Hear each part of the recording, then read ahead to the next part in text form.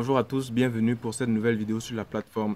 Je m'appelle Evina Joseph, je suis infopreneur, mais surtout passionné de développement personnel. Je suis très heureux de vous retrouver pour cette nouvelle année. Pour 2020, je vous souhaite le bonheur, mais avant tout, la santé. Si c'est la première fois que vous me voyez sur Internet, je vous en prie, likez la page ou alors abonnez-vous à la chaîne. Mais si vous faites les deux, vraiment, je serai très heureux. De toute façon, il y a beaucoup de sujets de discussion que nous allons aborder sur ce forum, mais autour du développement personnel, la progression spirituelle et du bien-être.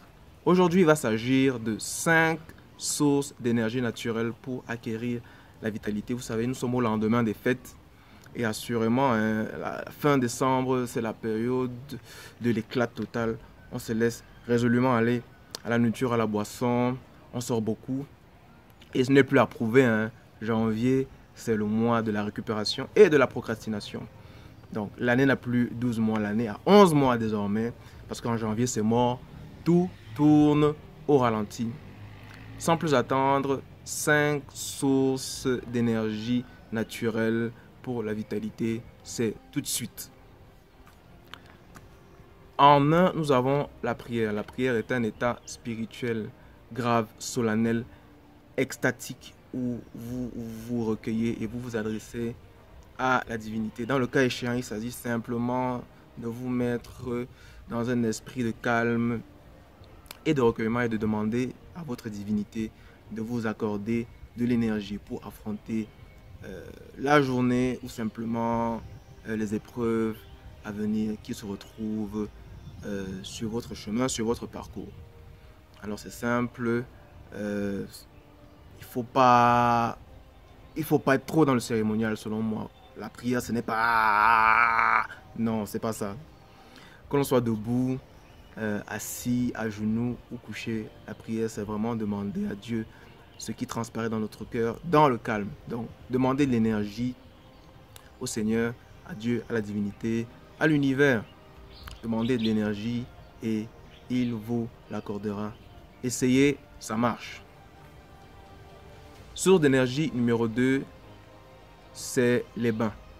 Vous avez remarqué que généralement après votre sport, après une activité physique, vous êtes fatigué, vous transpirez. Mais directement après le bain, vous vous sentez mieux. Je pense que vous avez fait la remarque, n'est-ce pas? Vous avez expérimenté ça. Tout le monde l'a déjà expérimenté.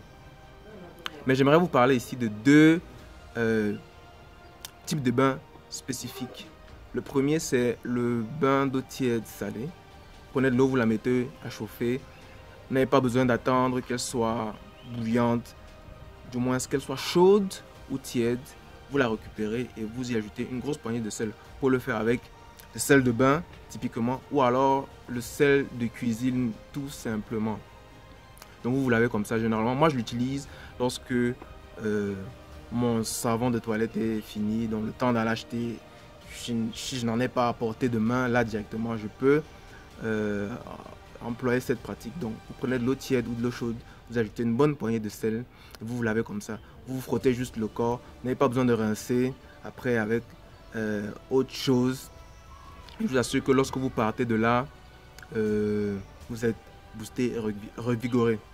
Deuxième type de bain, là on le retrouve spécialement dans le monde du sport professionnel.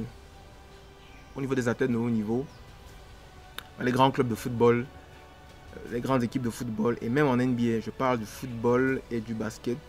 Il s'agit de la cryothérapie. Le principe est que vous vous immergez dans une grande bassine ou un grand flux rempli d'eau et de glaçons. La particularité du glaçon, c'est qu'il va agir sur vos muscles, sur votre rythme cardiaque et va vous permettre de récupérer très rapidement après que le corps ait été sollicité pendant pratiquement 1h30 à 2h d'intenses efforts physiques. Vous savez que le match de foot c'est 1h30 et le match de basket c'est 2h. Donc les grands sportifs utilisent cette pratique.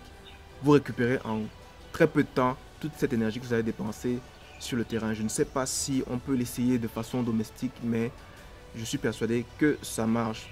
Il y a des témoignages, vous pouvez aller regarder sur internet, sur YouTube, il y a des vidéos qui parlent de ça. Vous verrez que les athlètes emploient cette pratique. Donc ça, c'était la deuxième source d'énergie naturelle.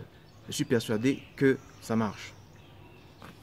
Source d'énergie naturelle numéro 3 pour acquérir la vitalité.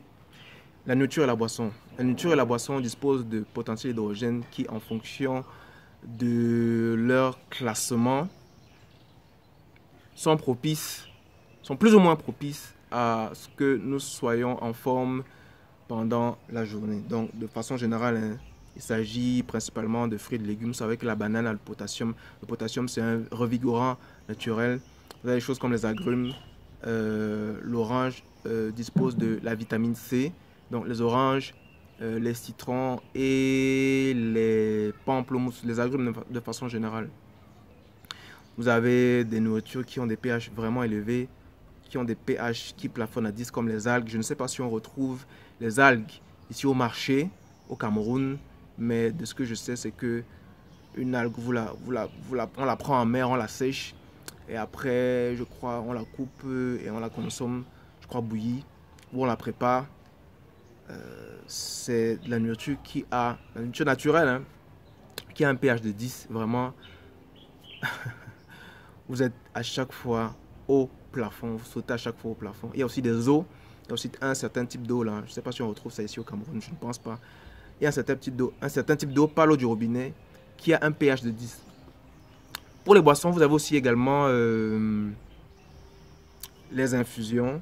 Je vous conseille l'eau chaude ou l'eau tiède citronnée. Vous prenez une tasse d'eau chaude, vous y ajoutez un demi-citron, vous y pressez un demi-citron. Je vous assure que si vous prenez ça à 8 heures, pratiquement jusqu'à 12 heures, 13 heures, vous n'avez absolument pas faim. C'est un coupe-faim naturel, mais c'est aussi un énergisant naturel.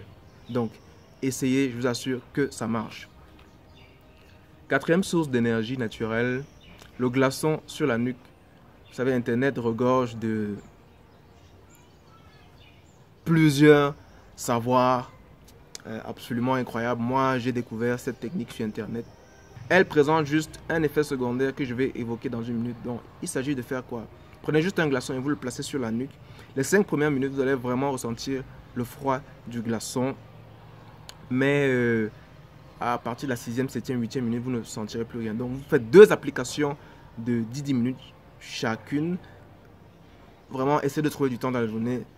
C'est d'autant plus bénéfique si vous vous réveillez à 5 heures ou à 6 heures. Donc, dans l'intervalle 5 heures, 6 heures ou 6 heures, 7 heures, prenez 20 minutes, 2 applications de 10 minutes, vous mettez le glaçon sur la nuque. Je vous assure que pendant la journée, vous allez gambader comme Roadrunner. En tout cas, moi, j'avais essayé ça un jour à 13 heures et pratiquement jusqu'à 19 heures, j'avais toujours de l'énergie. On a envie de sauter, on a envie de courir. On a envie de taper un sprint de 200 mètres, je vous assure, ça marche. Donc, l'inconvénient, c'est qu'après, vous avez des vertiges. Je ne sais pas, ça peut aussi être en fonction, ça peut aussi être fonction de votre métabolisme. En tout cas, moi je suis mince. Et c'est peut-être à cause de ma constitution physique. Mais je vous assure qu'après, j'ai eu les vertiges. Moi, après, vous allez essayer. Peut-être que vous n'aurez pas de vertige, mais c'est le seul inconvénient. Mais aussi, je ne vous conseillerais pas quand même de faire ça tous les jours ou alors toutes les semaines. Une fois tous les 4 mois, c'est largement suffisant. Ça, c'est mon expérience personnelle, mais vous allez expérimenter, vous allez me dire après peut-être dans les commentaires ce que ça vous fait. Mais de manière générale, c'est ultra bénéfique, ça vous booste.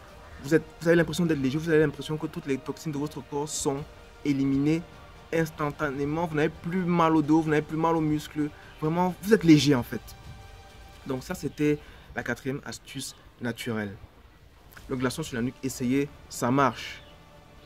5e source d'énergie naturelle pour acquérir la vitalité, c'est les arbres. Tous les êtres vivants sont des réceptacles à énergie, mais transmettent aussi, parviennent à faire véhiculer l'énergie. Que ce soit les animaux, nous les êtres humains, ou alors les plantes, nous sommes tous des porteurs et des transporteurs d'énergie. Alors les arbres de façon naturelle ont une particularité, c'est qu'ils sont là pour, déjà par le phénomène de la photosynthèse, fabriquer l'oxygène, mais assurément les arbres sont là pour nous donner de la bonne énergie. Vous entendez toujours quand on dit ne pas couper les arbres, ou alors si vous coupez un arbre, vous devez replanter après. Ce n'est pas pour rien, les arbres sont là pour nous, pour notre harmonie, pour nous permettre vivre bien, tout simplement. Alors le principe, c'est que vous allez auprès d'un arbre, vous identifiez, c'est très important, identifier un arbre qui est en bonne santé d'apparence, un arbre qui a un joli tronc, qui a des feuilles bien vertes, des feuilles luxuriantes, même s'il ne produit pas de fruits à ce moment-là, allez vers cet arbre-là. Je répète, un arbre qui a un bel aspect, un arbre qui est en forme. N'allez pas vers les souches d'arbres ou bien vers les arbres morts qui sont grisonnants. Allez vers un bel arbre avec de belles feuilles vertes.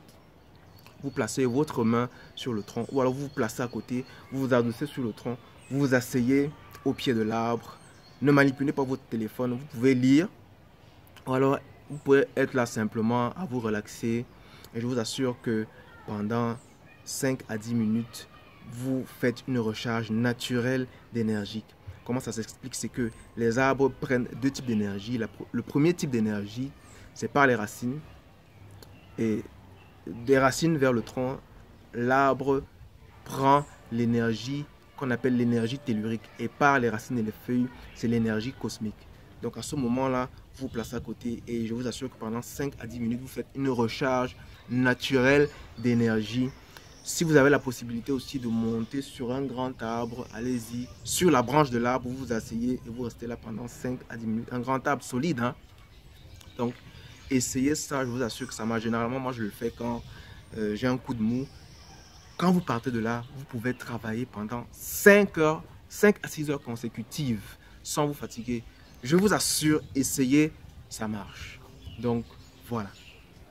Ok, nous sommes arrivés à la fin de la vidéo. C'était 5 sources d'énergie naturelle pour acquérir de la vitalité au quotidien. Si vous avez aimé cette vidéo, lâchez un pouce bleu, partagez, faites des likes, faites des commentaires.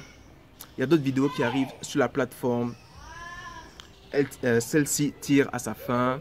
On se retrouve pour une prochaine vidéo. N'oubliez pas que si vous voulez véritablement changer, ça prend 1 an minimum. On se donne rendez-vous à nos différents succès. Je vous dis au revoir, à bientôt, portez-vous bien et on est ensemble.